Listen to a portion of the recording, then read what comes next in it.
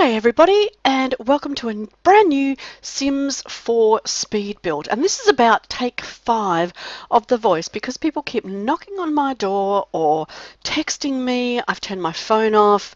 I've put a sign on the front door. I just hope they all go away. So today we've got something new.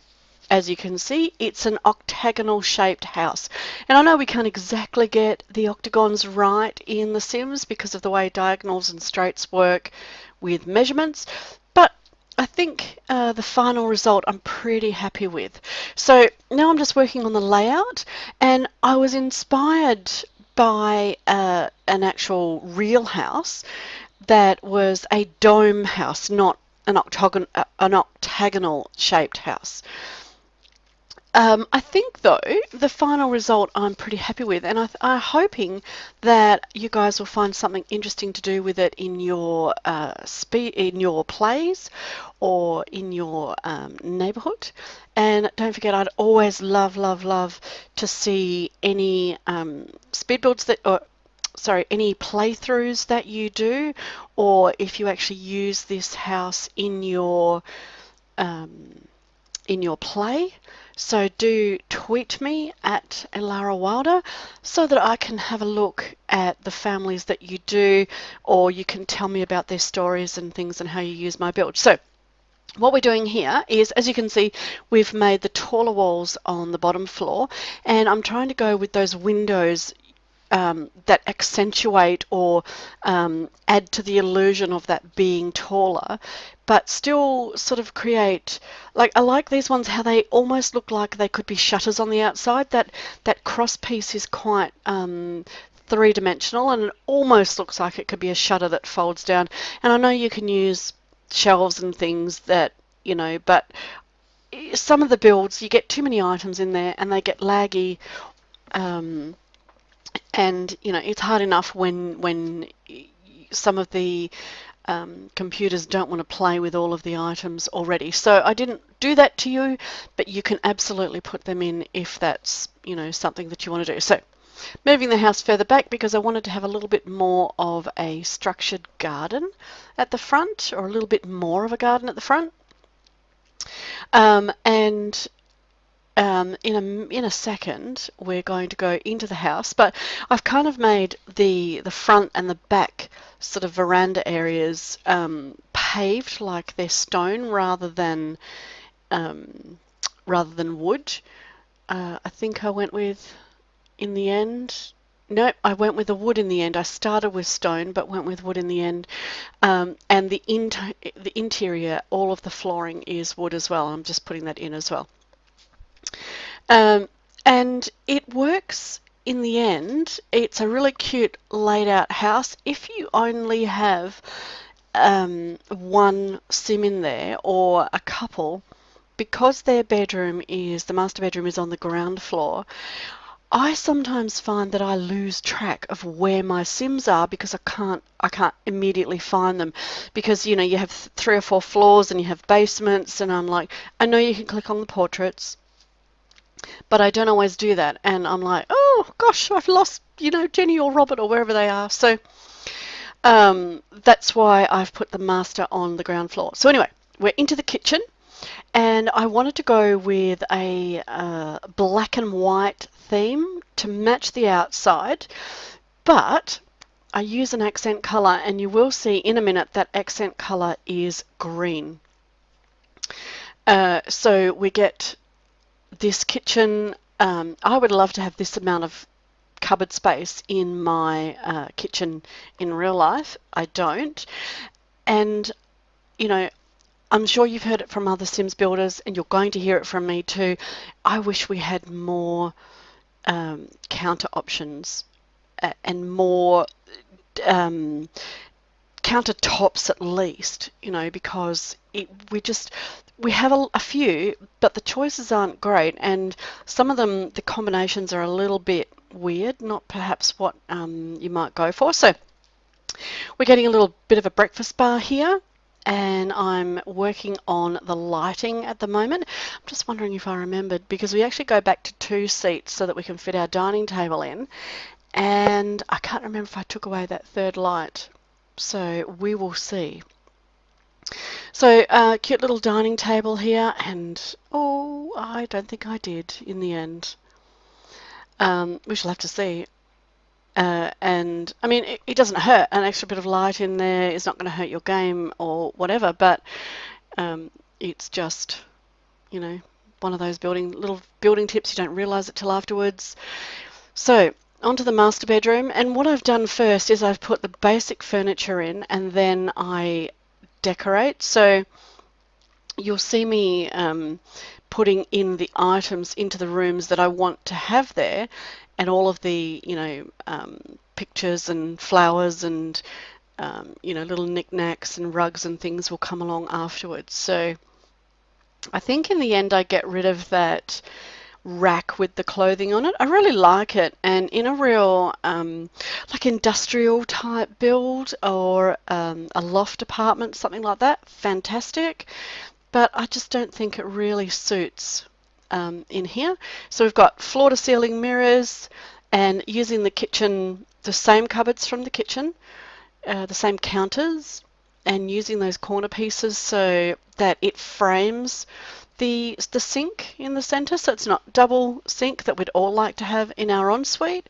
But I think it works out really cute in the end. And yeah, I've deleted that. I love this little armchair in there. You know, I like to think that your bedroom is kind of your sanctuary, and it's nice to have somewhere that you can go and sit and not have to,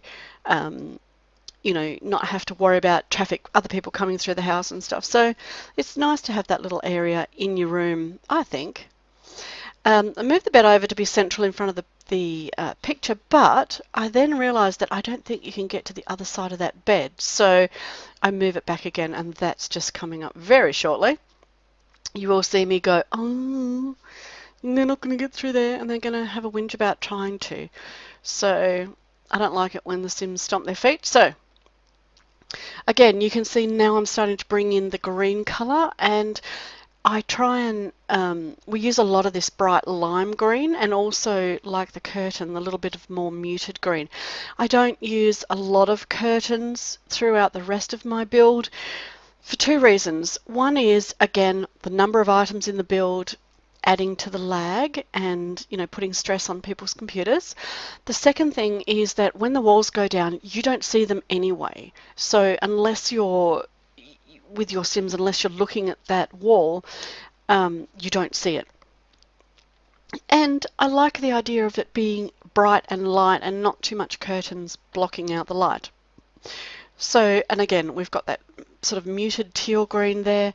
That colour is picked up in those pictures, which I really love those when they came out, and I forget which pack because I don't keep track enough, but I love the different colour combinations. You can upsize pictures, you can downsize pictures. One thing you do have to be aware of, though, is that some pictures have shadows. They'll put a shadow on the wall, and the shadow will not up or downsize when you up or downsize your picture. So just something to be aware of and check out. Looking for a nice rug, and again we've picked up the beautiful leaf green from the green plants that we have in the room. And looking for, I know that one was from Jungle Adventure, and that bright lime green or leaf green or grass green. Into this little room we've made the office slash study. It has room for 2 Sims to do their studying. This is not a starter build.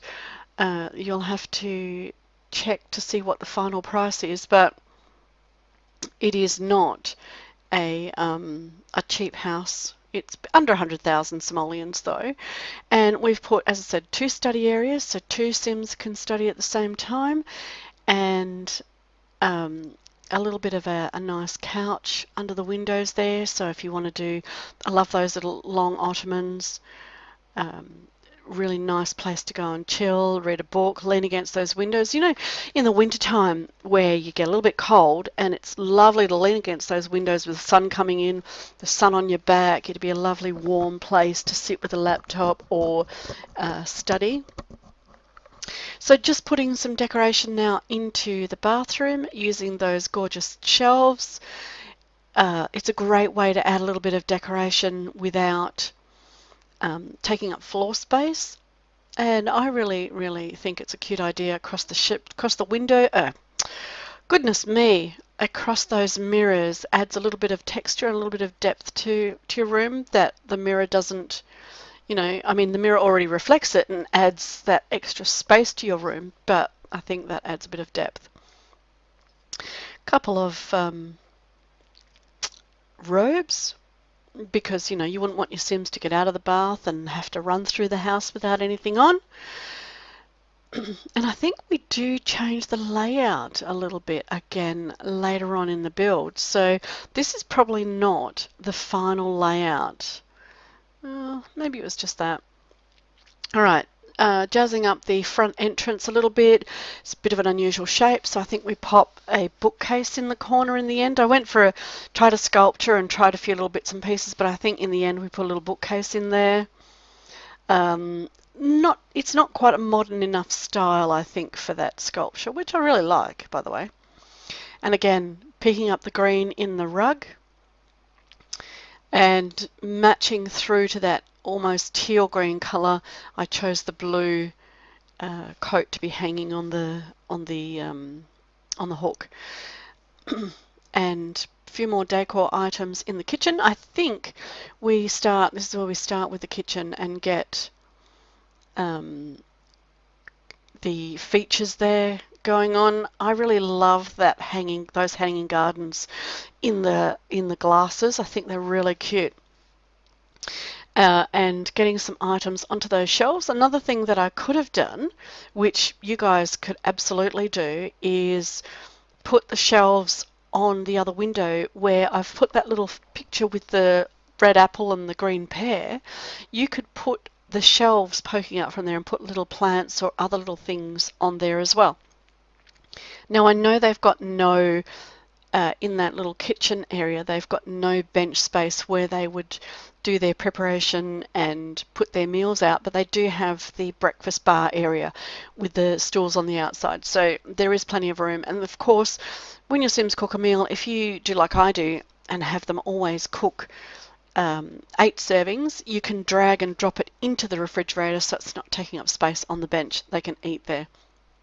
Children's bedrooms upstairs, I've done almost identically with these beautiful grey wood beds and bedside tables, and then the grey sort of distressed looking dresses, and then I've just gone a little bit slightly different with the decorations, but for the goodness me, they are largely the same. So we're just getting a few kids' toys in there.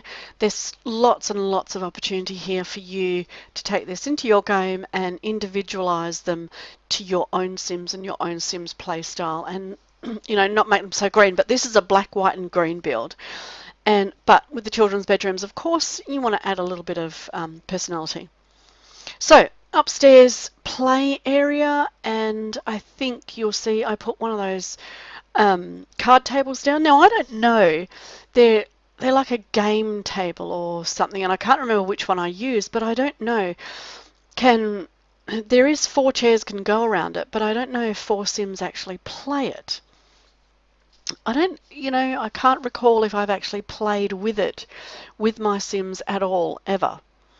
So interesting. I'd love to hear from you guys if you think that's 2 wasted chairs, or if 4 people can in fact play it. Very interesting. Now we're working on the bathrooms, and you will see a little bit later at the end, Elara Sim goes in there to test, play, and get to things. And I do test this bathtub, and they cannot get into it, so I change it to a shower at the end. So don't be surprised. And don't be shouting at me, and don't be screaming saying, Elle, they're not going to be able to use that bathtub. I worked it out.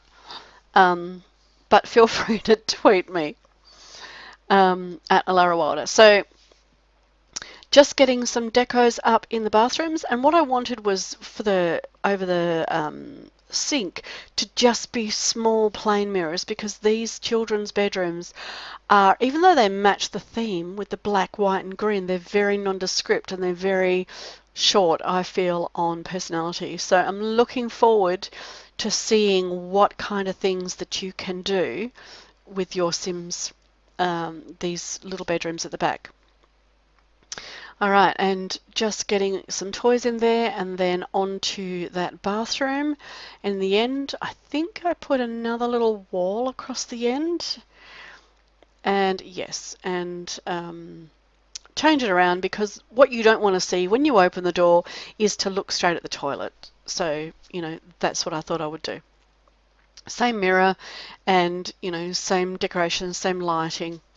All right, so I think we're on to our garden now, and I know watching garden decorating can be boring for some people. And right here, I thought about a back entrance or a back doorway. So we've got these gorgeous doors that lead out onto that back deck area, and I think I put in a barbecue and, you know, a couple of little lounging areas, but some nice trees. You can size up and down the trees and items from the garden. You can absolutely size up and down your plants and things, but I just left them. This garden is a fairly informal garden with these beautiful formal hedges around the edges of the house. It really gives it that feeling where the house is grounded and not just stuck on the stuck on the grass, you know. So, and this is a really cute way of doing a gazebo or a patio without having to put a roof on it. It's very simple, a little bit time consuming, a little bit fiddly, but guys, this really in the end looks effective. It doesn't take very long, and even though, yes, it does create floors in between, you can just delete them, no trouble at all. So just putting the final few bits and pieces of the plants into the garden. The most important thing I can tell you when you are doing your garden, the thing that makes it or adds that little bit of realism is when you go back and do the landscape, the painting, and put some dirt around your plants and stuff. Plants and things, trees don't just have grass all the way up to their trunks. They have a little bit of sand around them or a little bit of dirt around them where the plants don't, where the grass doesn't grow. So you can see here it adds that little bit of realistic touch. And of course, the grass would have a worn path where people walk over it. And you can see I added the bin, and I remember to put one in the inside. Here's our Elara Sim testing everything for me to make sure it all works. And you can see here she would not use the tub, so I've redone it. So screenshots are coming up. I hope you enjoyed our speed build. I'd love to see and hear about the families that you use it for. Do add a like to the video, and if you're not subscribed already, hit that subscribe button and the bell if you want to hear about when my videos go up. I had a lot of fun putting this build together, and I hope you enjoyed it as much as I did. And I hope that you check out my other videos. I've got some speed builds, I've got some storytelling in other games. I'd love to hear what you think. But in any case, wherever you are in the world, whatever you're doing, I hope you have a good one.